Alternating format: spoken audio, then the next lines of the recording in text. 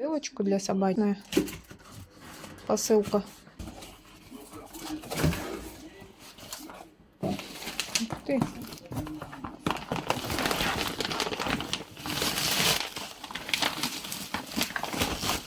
Такой вот корм пришел нам сегодня. Еще вот тут вот подарочки всякие.